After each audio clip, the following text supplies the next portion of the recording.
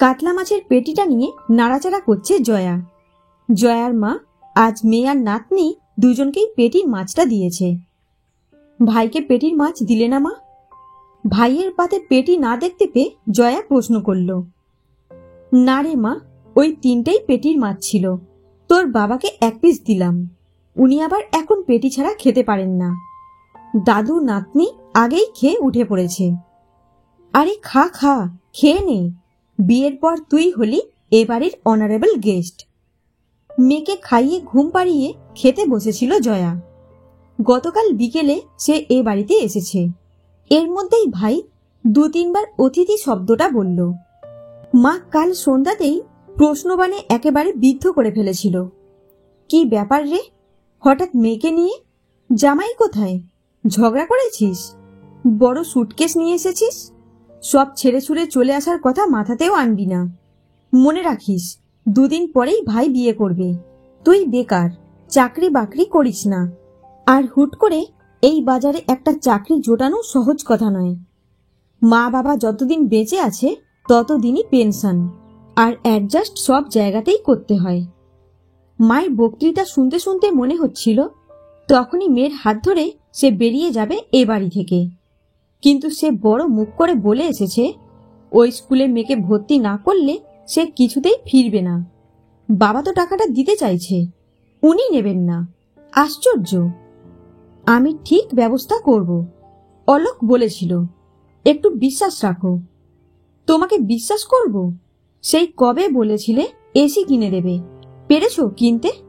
মেয়ের প্রায় 3 বছর বয়স হয়ে গেল।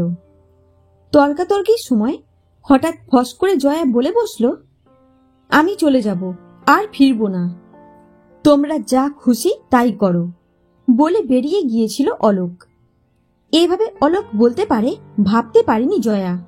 অথচ এই লোকটার সঙ্গেই সে একদিন প্রেম করে বিয়ে করেছিল। কলেজে ওর চেয়ে 1 বছরের সিনিয়র ছিল অলোক। বিএসসি পাশ করার পরই মারা গেলেন অলোকের বাবা। অলোকের মা তেমন কোনো পেনশন পান না। ধৈর্য ধরে পড়াশোনা করে সরকারি চাকরির পরীক্ষাগুলো আর দেওয়া হলো না তার। সামান্য মাইনের একটা বেসরকারি চাকরিতেই ঢুকে পড়তে হলো। ওই ছেলেকে বিয়ে করিস না জয়া, সুখী হতে পারবি না। যে কটা পয়সা মাইনে পায় তাতে তুই চালাতে পারবি না। এখানে অন্যরকম লাইফস্টাইলে তুই মানুষ হয়েছিস, মানাতে পারবি না। হ্যাঁ মানছি, ছেলেটা খুব ভালো, ওর মাও ভীষণ ভালো। শাশুড়ি মার কথা মনে হতেই ভাতের পাতে ওনার মাখা আলু কুমড়োর কথা মনে পড়ল জয়ার। আলু কুমড়ো ভাতে মাখেন মা, নুন, কাঁচা লঙ্কা আর একটু কাঁচা তেল দিয়ে, মনে হয় যেন অমৃত। মা কি অনেকটা ভালোবাসাও মেখে দিতেন ওর মধ্যে? ভালোবাসাও তো ঠিক সাগরের মতো, যার তল পাওয়া মুশকিল। মন্থন করলে অমৃত উঠে আসে নিশ্চয়ই। কি রে, শুধু নাড়াচাড়া করবি নাকি মুখেও দুটো তুলবি? জয়ার মা ওকে তাড়া দিলেন। আবার এঁটোটাও তুলবো তো? আমি তুলে দেব মা, ও বাড়িতে রোজ তো আমি তুলি। বেশ করো মা, এখন ও কটা খেয়ে আমাকে উদ্ধার করো। আমি উঠলাম রে, তুই আস্তে আস্তে খা। ভাই উঠে গেল। আজ রোববার, ওর ছুটি। ভাই উঠে যাবার পর জয়ার মা ওকে বলল, আর এখন মন খারাপ করে কি হবে? আমি তো প্রথমেই তোকে বলেছিলাম তোর শখ মেটানোর ক্ষমতা ওর নেই। তা এখন কি নিয়ে লাগলো? মেয়ের স্কুলে ভর্তির টাকাটা তোর বাবা তো দেবে বলল। ও নেবে না মা, ওনার আত্মসম্মানে লাগবে। মনে নেই তোমার? তোমার কিনে দেওয়া এসি, টিভি, ফ্রিজ সব ফেরত পাঠিয়ে দিয়েছিল। তুই রাগ করিস না মা, আমার কিন্তু তখন ওর প্রতি খুব শ্রদ্ধাই হয়েছিল। কিন্তু মা, এটা তো আমার সুখের জন্য নয়, এটা মেয়ের ভবিষ্যতের প্রশ্ন। মেয়ে তো আর তোর একার নয়। আর তোর কি ধারণা অনেক অনেক টাকা দিয়ে বেশ দামি একটা স্কুলে ভর্তি করে দিলেই মেয়ে বিরাট কিছু হয়ে যাবে? এই তো আমাদের রাঙাদির ছেলে কত সাধারণ স্কুল থেকে পড়ে কলেজের প্রফেসর, এবার নাকি ইউনিভার্সিটিতে পড়াতে যাবে শুনছিলাম। ওসব আগেকার কথা মা, এটা কম্পিটিশনের যুগ। বলতে গিয়েও চুপ করে গেল জয়া। কাল রাত থেকেই মা যে খুব জামাইয়ের পক্ষ নিয়ে কথা বলছে সেটা লক্ষ্য করেছে জয়া। আসলে হয়তো ওর এখানে থাকাটাই মা মানতে পারছে না।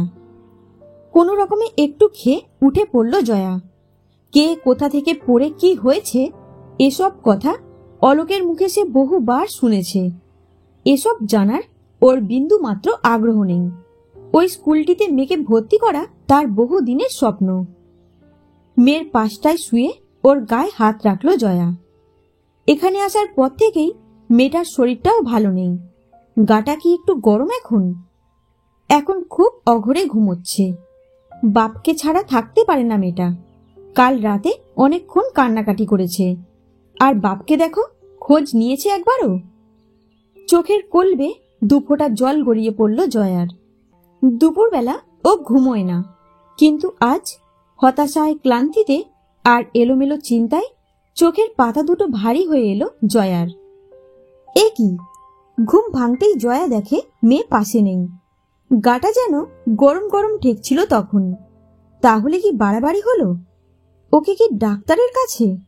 মা ওকে ডাকলো না একবার? আরে বাইরের ঘরে ওটা অলোকের গলা না? ধর্মর করে উঠে পড়ল জয়া। অলোক কথা বলছে মায়ের সঙ্গে। বাবা আর ভাই দুজনেই মনে হয় পাড়াতে কোথাও আড্ডা মারতে বেরিয়েছে। দরজা থেকে একটু তফাতে থমকে দাঁড়ালো জয়া।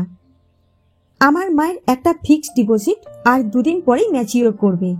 আমার মায়েরও খুব শখ নাতনিকে ওখানেই ভর্তি করবে। আমারও ইচ্ছে খুব, কিন্তু মায়ের কাছ থেকে ঠিক নিতে ইচ্ছে করছিল না। তা মা আমাকে বলল, তুই টিউশনিটা আবার শুরু কর অলোক। আমাকে পরে আস্তে আস্তে শোধ করে দিবি তুই। এখন আপাতত নয় ধার হিসেবেই নিলি। বন্ধুদের বলে কটা টিউশনি জোগাড় হয়েছে। ওরা বলেছে কিছুদিন টাইম দে, আরো জোগাড় হয়ে যাবে। সন্ধেবেলা অফিস থেকে ফিরে দুটো ব্যাচ পড়াবো। মেয়ের জন্য সারা দিন রাত এক করে আমি কাজ করতে পারি মা। মনকে আমি এখনই নিয়ে যাব। মনটা অভিমানে ভারী হয়ে গেল জয়ার। শুধু মেয়েকে নিয়ে যাবে তুমি? আর আমি? আমাকে কারো কোনো দরকার নেই? পর্দার কাছে সরে এলো জয়া। মন বেশ হাসি হাসি মুখে বাপের কোলে তার কচি হাত দুটো দিয়ে জামাটা খিমচে ধরে বসে আছে। ওই দেখো, ওখানে দাঁড়িয়ে কি রে? আয়, এখানে এসে বস। এতক্ষণে মা দেখতে পেয়েছে জয়াকে। আমি এখন অতিরিক্ত মা, যাকে বলে এক্সট্রা। তোর যত সব হাবিজাবি কথা। দেখ, তোর মেয়ের জন্য সব ব্যবস্থা করে ফেলেছে অলোক। তোরা বসে কথা বল, আমি একটু চা করে আনি বরং। মা উঠে পড়লেন। রান্নাঘরের দিকে যেতে যেতে বললেন, আমার জামাইয়ের সঙ্গে যদি তোমার ঝগড়া করতে শুনি, তাহলে আজ তোমারই একদিন কি আমার একদিন। অলোক জয়ার হাত ধরে টেনে নিজের পাশে বসালো। ইচ্ছে অবশ্য করছিল মেয়েকে কোল থেকে নামিয়ে জয়াকেই, কিন্তু কি আর করা যাবে? এটা তো আর নিজের বেডরুম নয়। অগত্যা যতটা সম্ভব কাছে টেনে বসালো। তারপর চোখ টিপে বলল, আমি আবার এক্সট্রা জিনিসগুলোই আগে ভাগে গুছিয়ে নিই। আসলের চেয়ে সুদ বেশি মিষ্টি লাগে আমার।